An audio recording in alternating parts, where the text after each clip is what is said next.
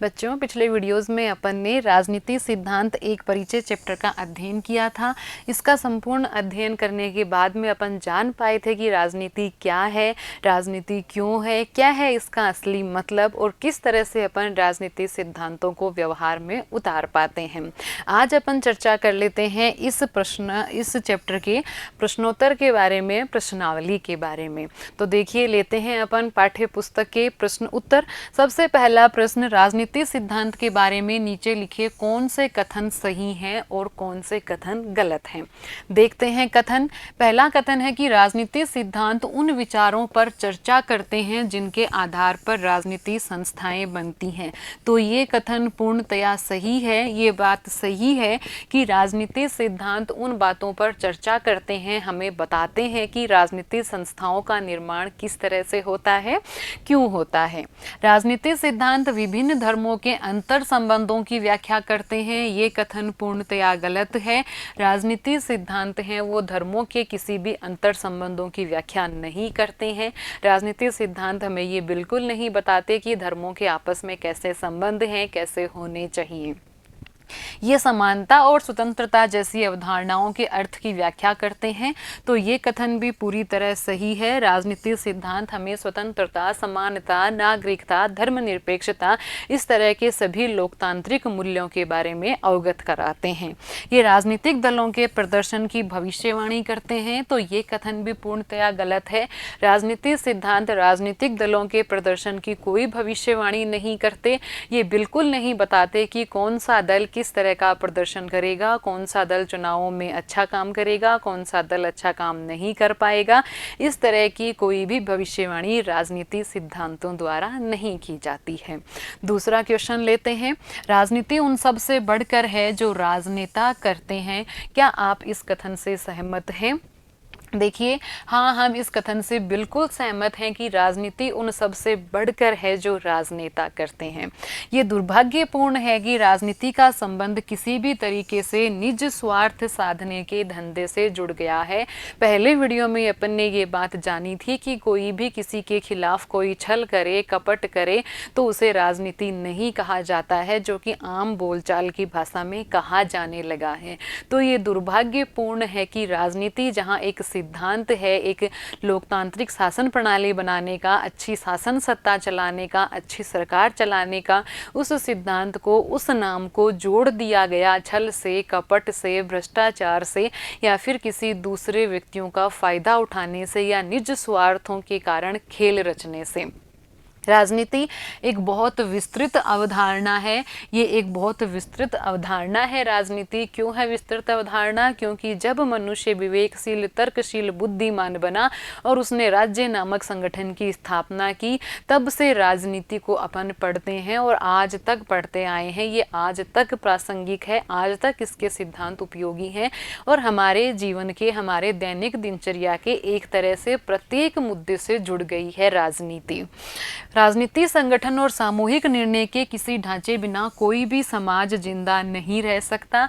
ये बात बिल्कुल ठीक है कि आज अगर मान लीजिए राज्य ना हो, ये नियम कानून ना हो, किसी के ऊपर किसी तरह का कोई भी अपन कहें कि कोई बंदिश नहीं, कोई कानून नहीं, तो कितने दिन तक रह पाएगी ये धरती? एक बार सोच कर देखिए कि एक दिन ऐसा आए कि मान लीजिए सारे कानून खत्म हैं, कोई प्रतिबंध नहीं है किसी के ऊपर, तो हम मनुष्य एक ही दिन के अंदर लड़ भिड़कर, मार काट कर अपने आप को समाप्त कर लेंगे। तो प्रत्येक मनुष्य मात्र के लिए, समाज के जिंदा रहने के लिए राजनीति आवश्यक है। समुदाय के सदस्यों की विभिन्न आवश्यकताओं और हितों का ध्यान रखना भी राजनीति है। जब समुदाय की आवश्यकताओं का ध्यान रखा जाता है, लोक कल्याण की बात की जाती है, उनके उत्थान की बात की जाती है, उनको समानता के स्तर पर लाने की बात की जाती है, तो ये सारी बातें भी राजनीति के दायरे में आती हैं। सरकार की कार्य प्रणाली का हम जब आकलन कर रहे होते हैं तो भी वो राजनीति के अंतर्गत आता है। तो केवल जो राजनेता करते हैं उसे राजनीति नहीं कहा जाता है। राजनीति देखिए कितना व्यापक और विस्तृत अर्थ लिए हुए है। अगला क्वेश्चन लेते हैं। लोकतंत्र के सफल संचालन के लिए नागरिकों का जागरूक होना जरूरी है, टिप्पणी कीजिए। तो अपन अपना उत्तर वहीं से शुरू करते हैं जिसके बारे में अपन ने पढ़ा भी था कि संगीत कार्यक्रम में श्रोता जब तक संगीत की लय और ताल के साथ झूमेंगे नहीं, कार्यक्रम का रंग नहीं जमेगा। ये उदाहरण मैंने आप लोगों को समझाया था कि किस तरह से अगर मान लीजिए कि सामने जो श्रोता हैं वो पूरी तरह से मुंह लटका के बैठे रहेंगे तो कितना भी बड़ा कलाकार, कितना भी बड़ा संगीतज्ञ क्यों ना हो, वो उतना अच्छा प्रदर्शन नहीं कर पाएगा जितना अच्छा वो तब करेगा जब श्रोता उसका साथ देंगे, उसके साथ झूमेंगे, उसके साथ आनंद लेंगे कार्यक्रम का। तो ठीक इसी तरह राजनेताओं के साथ भी होता है कि जब नागरिक जागरूक होंगे तो राजनेता सक्रिय होंगे। जब आप जागरूक रहेंगे, आप अपने राजनेताओं से अपने क्षेत्र के विकास के बारे में बातें करते रहेंगे, अपनी समस्याओं के बारे में चर्चा करते रहेंगे, तो राजनेता भी सक्रिय होंगे। नागरिकों की जागरूकता राजनेताओं को अधिक जवाबदेह बनाती है। जब नागरिक जागरूक होते हैं, जब वो अपनी समस्याओं के बारे में, अपने अधिकारों के बारे में जानकारी रखते हैं, तो राजनेता भी जवाबदेह बनते हैं, वो भी ज़्यादा उत्तरदायित्व से, ज़्यादा जिम्मेदारी से कार्य करते हैं। जागरूक नागरिक अपने क्षेत्र की समस्याओं और महत्वाकांक्षाओं से राजनेताओं को परिचित करवाते हैं और उन्हें अपने कार्य के प्रति सक्रिय बनाते हैं। अगला क्वेश्चन, राजनीतिक सिद्धांत का अध्ययन हमारे लिए किन रूपों में उपयोगी है? ऐसे 4 तरीकों की पहचान करें जिसमें राजनीतिक सिद्धांत हमारे लिए उपयोगी हो। तो देखिए, सबसे पहला तो ये है कि अधिकार संपन्न नागरिक। राजनीतिक सिद्धांत का अध्ययन हमें अधिकार संपन्न नागरिक बनाता है। राजनीतिक सिद्धांत से हमें पता चलता है कि हमें कौन कौन से अधिकार प्राप्त हैं, हमें संविधान कौन से अधिकार देता है। जब राजनीतिक सिद्धांत पढ़ेंगे तभी तो हम जानेंगे कि हमें 6 मूल अधिकार मिले हुए हैं, और अगर उन मूल अधिकारों का हमसे कोई हनन करता है, छीनता है, तो हमें न्यायालय की भी सुरक्षा मिलती है, हम न्यायालय की शरण में जा सकते हैं, हमें कोई हमारे अधिकारों से वंचित नहीं कर सकता। तो ये हम कब जानेंगे? जब हम राजनीतिक सिद्धांत का अध्ययन करेंगे। जागरूक मतदाता बन पाते हैं राजनीतिक सिद्धांत पढ़ने के बाद में। आप जान पाते हैं कि किस आधार पर वोट देना चाहिए, और जो उम्मीदवार है, जो प्रत्याशी है, जो जीत रहा है या जीतने वाला है, उससे आप क्या क्या उम्मीदें रख सकते हैं, और जीते जाने के बाद में उसके क्या क्या कार्य होते हैं, क्या क्या अधिकार क्षेत्र होते हैं, क्या क्या शक्तियां होती हैं जिनसे वो आपके क्षेत्र में किस तरह के विकास कार्य कर सकता है। ये सारी बातें आप जान लेंगे तो एक जागरूक मतदाता होकर आप एक योग्य उम्मीदवार को चुनकर अपनी तरफ से सरकार में भेजेंगे। विचारों और भावनाओं का परीक्षण, इस बात के बारे में भी अपन ने एग्जाम्पल लेकर पढ़ा था कि राजनीतिक सिद्धांत पढ़ने के बाद में हम जान पाएंगे कि हमें उचित पारिश्रमिक लेने का अधिकार है, वैसे ही अन्य जितने भी हमारे आसपास व्यक्ति हैं उनको भी उचित पारिश्रमिक प्राप्त करने का अधिकार है।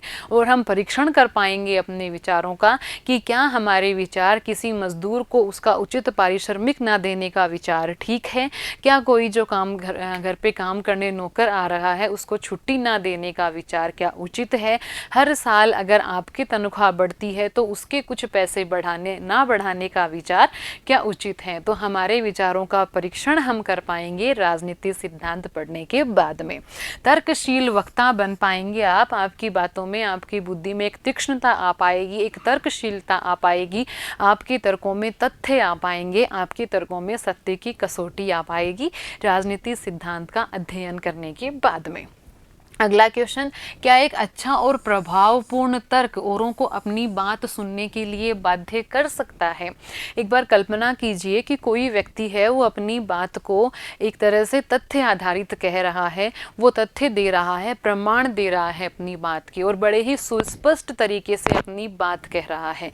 तो कौन सी बात ज़्यादा अच्छे से जमेगी कि जो तर्क और तथ्य दे रहा है, या फिर जो यूं ही हवा में बात कर रहा है, उसके पास अपनी बात को सही साबित करने के लिए ना कोई तर्क है ना कोई तथ्य है? तो निसंदेह है जो बात तर्कपूर्ण होगी, जो प्रभावी तर्क जिस बात के साथ होगा, तथ्यात्मक तर्क जिस बात के साथ होगा, उसका प्रभाव अच्छा पड़ेगा। अच्छा तर्क है वो श्रोता को बांधे रखता है। जब भी कोई अच्छा और प्रभावपूर्ण तर्क होता है तो श्रोता पूरी बात को सुनता है, जबकि अगर बात कहने में प्रभावपूर्ण तर्क नहीं होगा आपकी बात में, तो पूरी बात सुनी भी नहीं जाती, समझने की बात तो बहुत दूर है। अच्छा तर्क है वो श्रोता को विषय से जोड़ता है। अच्छा तर्क है वो सुनने वाले को ये एहसास कराता है कि ये उसके काम की ही बात है, इसलिए वो उस बात को ज़्यादा रुचि से सुन पाता है। अच्छा तर्क तथ्य आधारित होता है जिससे वह प्रभावशाली बनता है, और तथ्य आधारित होने के कारण श्रोता को उस बात पर, उस तथ्य पर, उस तर्क पर विश्वास होता है, जिससे कि वो उसको ज़्यादा अच्छे से अपना पाता है। क्या राजनीति सिद्धांत पढ़ना गणित पढ़ने के समान है? अपने उत्तर के पक्ष में कारण दीजिए। राजनीति सिद्धांत और गणित का अध्ययन, इसका भी अपन ने उदाहरण लिया था कि आप गणित इसलिए तो नहीं पढ़ते कि आपको इंजीनियर ही बनना है, वैज्ञानिक ही बनना है, और हर गणित पढ़ने वाला व्यक्ति इंजीनियर नहीं बनता है, लेकिन फिर भी हम अंकगणित पढ़ते हैं। क्यों पढ़ते हैं? क्योंकि गणित का हमारे दैनिक जीवन में उपयोग है। अंकगणित का हर रोज गणित हमारे काम आती है। वैसे ही राजनीति सिद्धांत पढ़ने का मतलब ये कतई नहीं है कि आपको राजनीतिज्ञ ही बनना है, नौकरशाह ही बनना है, या फिर कोई राजनीति विज्ञान का प्रोफेसर ही बनना है। राजनीति सिद्धांत पढ़ के आप अपना जो कहें कि दैनिक दिनचर्या है, उसके बहुत सारे काम हैं जो कि राजनीति से जुड़े हैं, कि सरकार कौन से निर्णय ले रही है, सरकार कौन से फैसले ले रही है, उनका क्या प्रभाव पड़ने वाला है, सरकार ने ये निर्णय क्यों लिए हैं। जागरूक मतदाता आप बन जाते हैं उससे।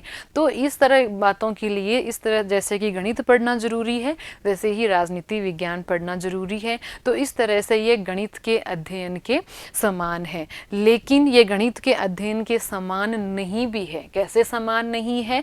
कि गणित में सुनिश्चित नियम और सूत्र होते हैं। जैसे कि मैंने आपको बताया था कि अगर आप त्रिभुज की परिभाषा, वर्ग की परिभाषा, आयत की परिभाषा, कोई भी परिभाषा पढ़ते हैं तो वो हर एक देश के अंदर वही परिभाषा होती है, वो परिभाषा बदलती नहीं है, वो सूत्र बदलता नहीं है। लेकिन राजनीति विज्ञान के सिद्धांत, राजनीति विज्ञान के सूत्र परिस्थितियों के अनुसार बदल जाते हैं, परिभाषाएं बदल जाती हैं।